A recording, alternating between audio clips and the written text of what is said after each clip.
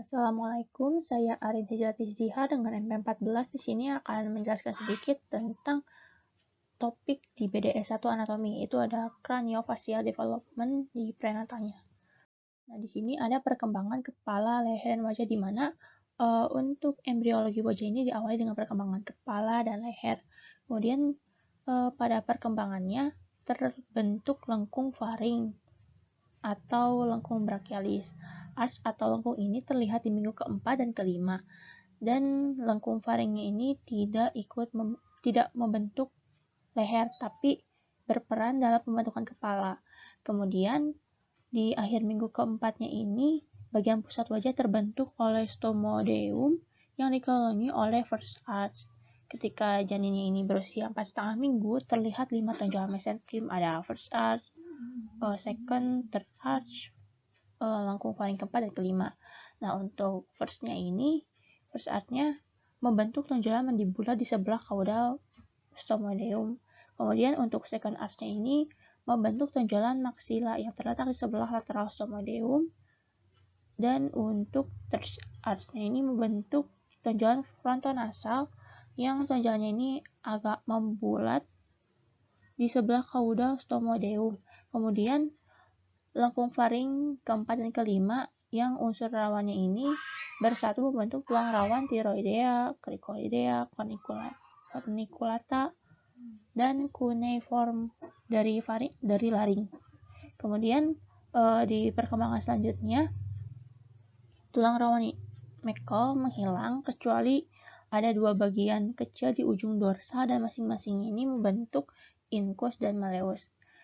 Lalu mesenkim prominensia maxillaris selanjutnya membentuk premaxilla, maxilla, ozygomaticus, dan bagian os temporalis melalui penulangan membranosa. Dan untuk mandibulanya ini juga terbentuk melalui penulangan membranosa jaringan mesenkim yang mengelilingi tulang rawan Meckel. Nah, di sini untuk perkembangan yang tadi ada first arch, second, third, yang keempatnya. Dan perlu diingat juga bahwa lengkung faring kelimanya ini akan menghilang.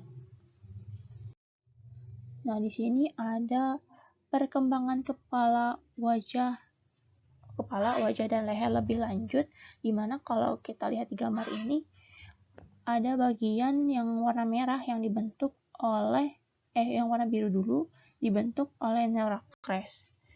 Nah, ini meliputi ada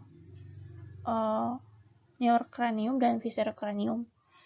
Dan di sini ada bagian hyoidnya juga. Lalu untuk yang di bagian warna merah itu adalah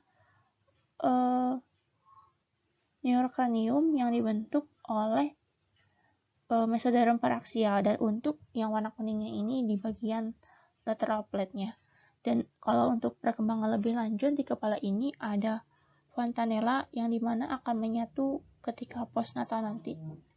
Nah, ini untuk perkembangan lebih lanjut. Jadi kan tadi pada akhir minggu keempat mulai tampak tonjolan-tonjolan wajah yang dibentuk oleh mesenkim berasal dari crista neuralis, terutama dibentuk oleh pasangan lengkung faring pertama.